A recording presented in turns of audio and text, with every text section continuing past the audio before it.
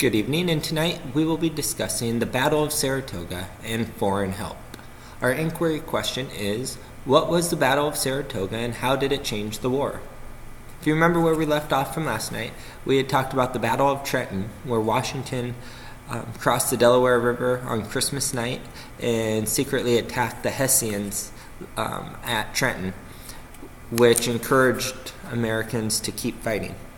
We then went on to Valley Forge and the difficult winter that they had while I camped out at Valley Forge. The Battle of Trenton is going to be located in between these two events. It's going to be in the fall of 1777. It will be after the Battle of Saratoga where the issues at Valley Forge will come up. So, what was Saratoga? Saratoga is located in eastern New York, and the British had hoped to cut off the Patriots and cut off the entire New England region from the other colonies. The hope was that a lot of the issues throughout the colonies were starting in the New England region. A lot of the early battles and early issues all took place in the New England region. We had the Boston Massacre, the Boston Tea Party. The early protests often came out of the Boston area. The early battles, Lexington and Concord, and so forth. A lot happened in that New England region.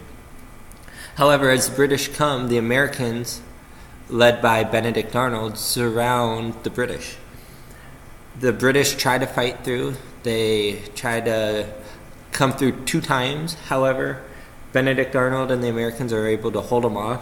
The British face heavy casualties. Remember, casualties are injuries or deaths. And on October 17th, 1777, the British surrendered their entire military that's located at Saratoga. So all of the troops at Saratoga surrendered to the Americans. So what's important about this? In the eyes of most, this is a turning point in the war. This is a time where we see bad for the Americans. Now we see some good things starting to happen, and it encourages the rest of the world. As a result of Saratoga, it pretty much ended the British threat to New England. We'll see that in tomorrow night's notes when we talk about the last few years of the war. It also lifted American spirits. They saw that they can win battles. They can stand up to the British Army. But most importantly, it helped convince Europeans to come and help join the war. The French didn't like the British. The Spaniards didn't like the British because of past battles and past wars that have been fought between these countries. So we're going to go into a little bit of detail on what Europeans helped and how they helped. So, of course, the French didn't want to join unless they were sure that the Americans had a chance of winning. Not necessarily that they would win, but there was a good chance of them helping or winning. The French are the first foreign nation to actually come and join the Americans. The Netherlands, Spain also eventually support the Americans.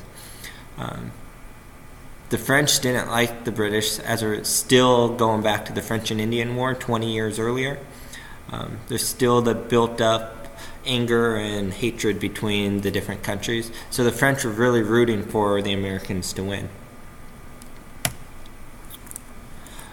A European guy named Marquis de Lafayette was a Frenchman who was a high-ranking officer.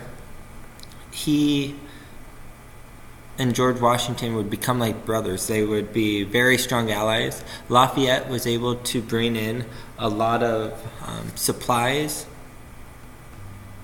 Lafayette would also be able to convince the king to send some more French troops. This is a key as we go forward in the war. And then a third way of French or European help was a guy with the last name von Steuben. He came to Valley Forge. If you remember at Valley Forge, it was very poor conditions. It was cold. Up to this point, the Americans aren't organized. They aren't trained as a military. They're just fighting because they're fighting for their homeland. That's one of the reasons that they're able to win the wars, because They have their homes and their farms and their rights to protect. But von Steuben's able to come in. He trains the soldiers how to march as a group, how to shoot, and be even more successful shots. If you remember, they already were good shots because they grew up with guns and grew up protecting their farms and protecting their cattle and things like that. He also taught them how to attack with bayonets and how to use that as a tactic to help win the war. As a result of these European helps, it leads Americans as we go forward to have more and more confidence that there's a good chance that they could win the war. We'll see some other downfalls as we go, but we will finish up and see how did the war end and what led to the ending of the American Revolution.